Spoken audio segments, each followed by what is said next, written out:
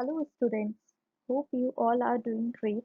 I'm Achal Chaudhary, working as an assistant professor in St. Andrews Institute of Technology and Management.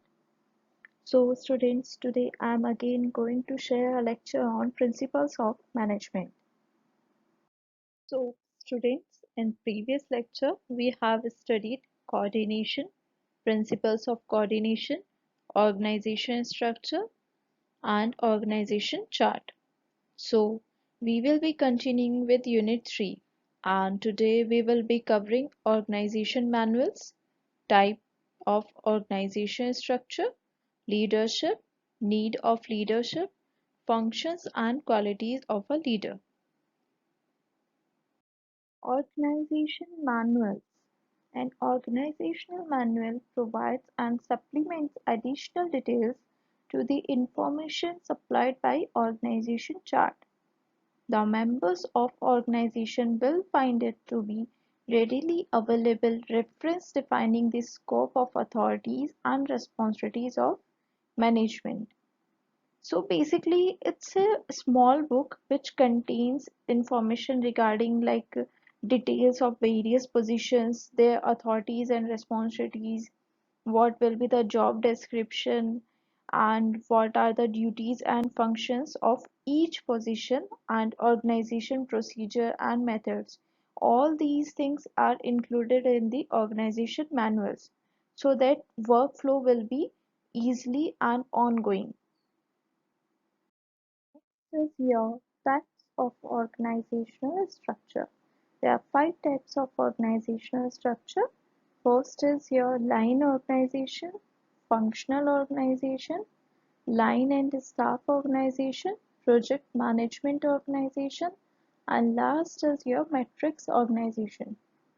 So students, before continuing this slide, so let me tell you that this question can be asked in short type of questions. Like you can be asked like what do you understand by line and staff organization? So these type of short answer types can be asked from it. So first is your line organization. Basically in this authority flows from in a vertical form, like where topmost executive gives command to their subordinate and those subordinate will give command to their lower level and the hierarchy follows like this only. So here the highest authority or power lies with the topmost executive and it is reduced through each successive level down the organizational scale.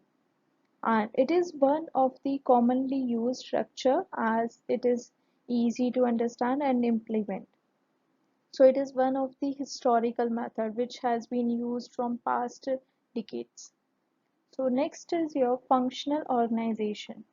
And this is organization structure. Structure is organized on the basis of same type of work or activity. Please note down this word that same type of work or activities are the basis for this and its main focus is on specialization of work and it can be adopted by big organizations only where there are lot of functions where you can divide the lot of departments, you can divide the work into lot of functions according to the functions. So next is your line and staff organization. Basically it is a combination or add-on for the above two types. In this, line officers are the executive and staff officers are the advisors. In this, duties and responsibilities are clearly defined and those are related to each other. Next is your project management organization. Basically, it focuses on the successful completion of the projects by assigning the project managers to each of the project. So when an organization has a few number of projects, but the projects have longer duration, a pure project organization is proposed. Each project manager is appointed and he or she is responsible to conduct all the activities associated with that particular project. So the project manager is responsible to the program manager. And last is your matrix organization. As the name defines itself, it's a combination of all other types. In this, peoples are selected from different departments and different levels of the business, like, but it will be within the business only. This structure can be used in both hierarchical or flat organization. Committee organization.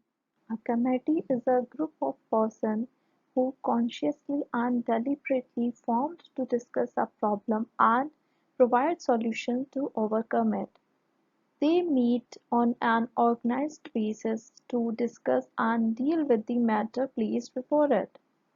So basically, in this committee is formed by a group of people where they came together to take some decisions and for implementation of such decisions.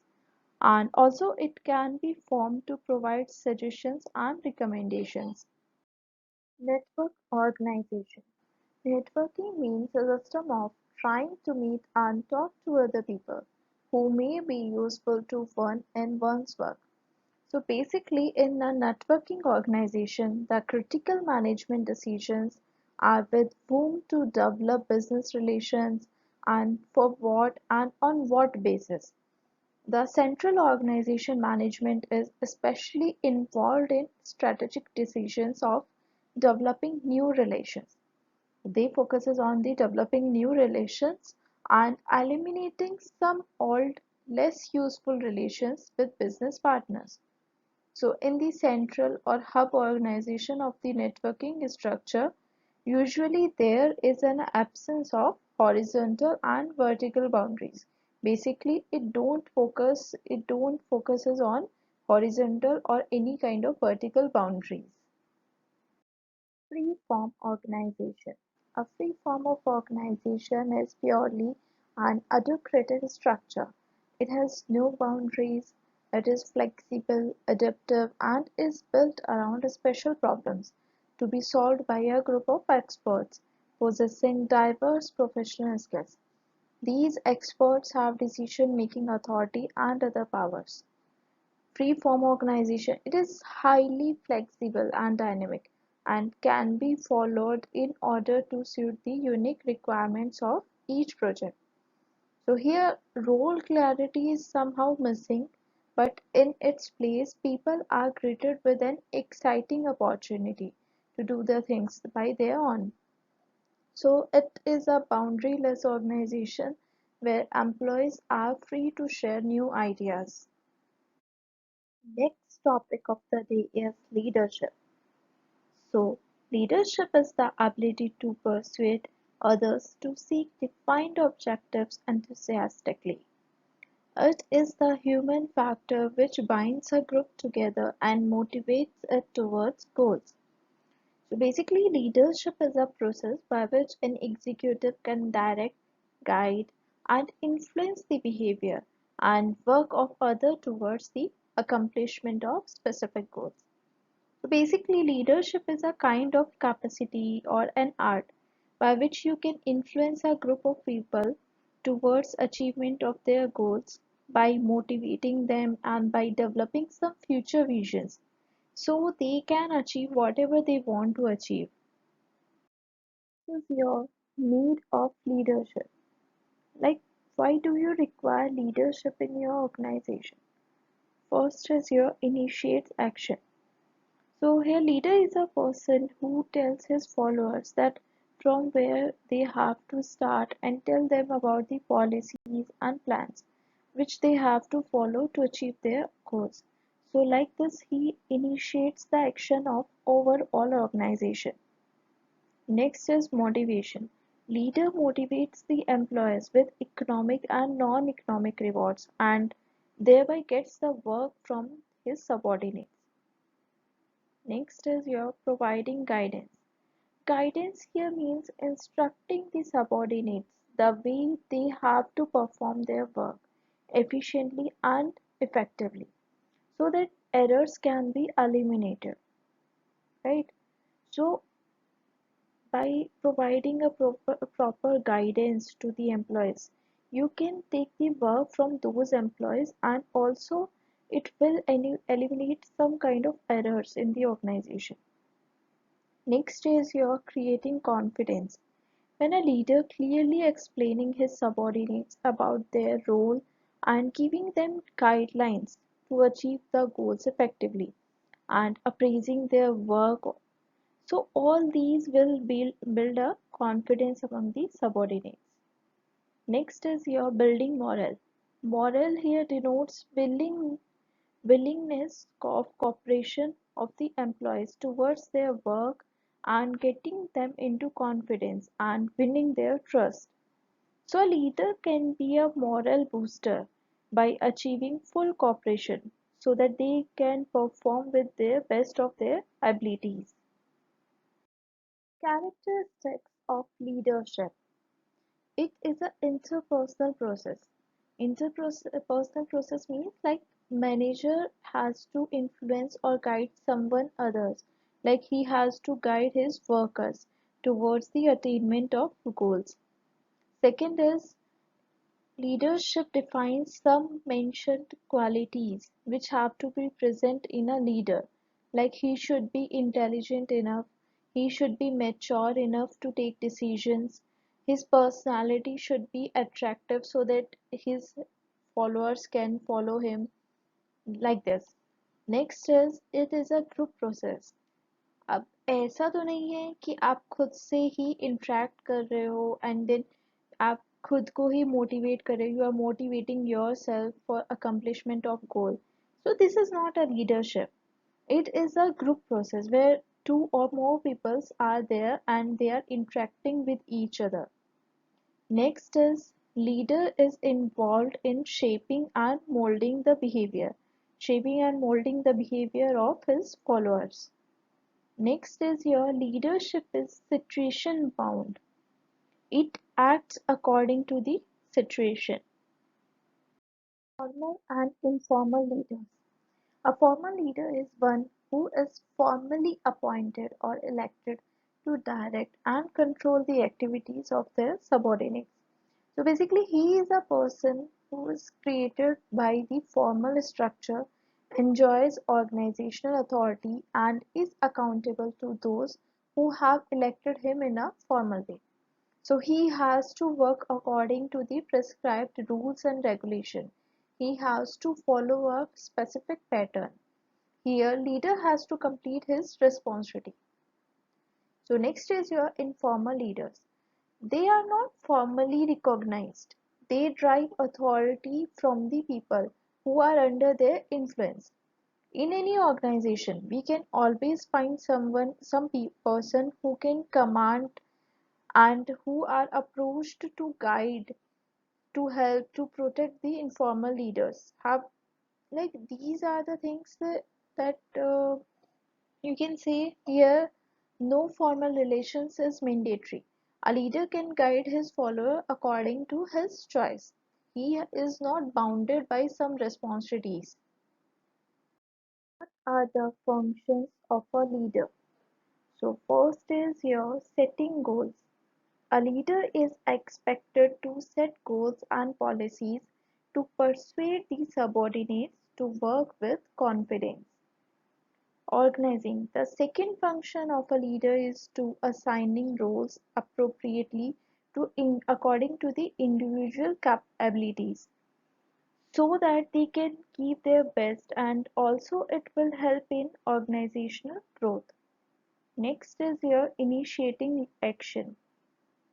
A leader is a person who is followed by a lot of people, so he should not be dependent upon others for any kind of decisions or judgments.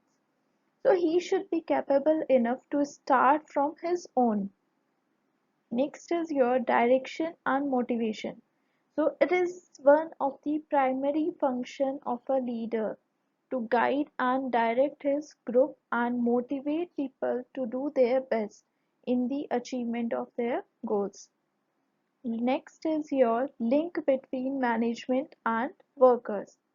So a leader is assumed as a link between the management and the workers. He maintains a coordination between the management and workers so that there will be no disputes or conflicts that can be arrived. So last topic of the day is qualities of a leader. First is your self-managing. So it's hard to manage others effectively if you can't manage yourself. If you are not capable enough to manage yourself, to, तो in that situation आपको कौन follow करेगा? They will laugh on you and will not take you seriously. So it is an important quality of a leader. Next is your being an effective communicator. Powerful leaders know when to talk and when to listen. If people don't understand and are not aware of your expectation, then they will fall short. So the more specific and concise, so you should be more specific and concise while communicating. Next is your managing complexity. Leader must be problem solver. He must be a problem solver who can take decisions under any kind of situation, under any situations. So leaders should be aware of all kind of complexities and with their solutions. Next is your fostering creativity and innovation. Leader must have the creative and innovative approach for the things. Doing this will foster the innovation that will take your organization to new destinations in a changing business environment. So, creativity and innovation is the most important quality of a leader. Next is your team building and promoting teamwork. A successful leadership is built on the people around you. Team building is essential to leading a unique group of people with distinct personalities, motivations, and skills.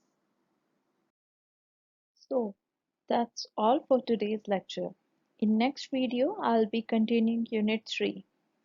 So here are the questions which has been asked earlier in your university exams. First question is, what do you understand by organizational structure? Question number 2, what do you understand by leadership? Define the significance of leadership. And your question number 3 is, explain the meaning of formal and informal leaders. Also explain in details qualities of a good leader. So you have to solve these questions.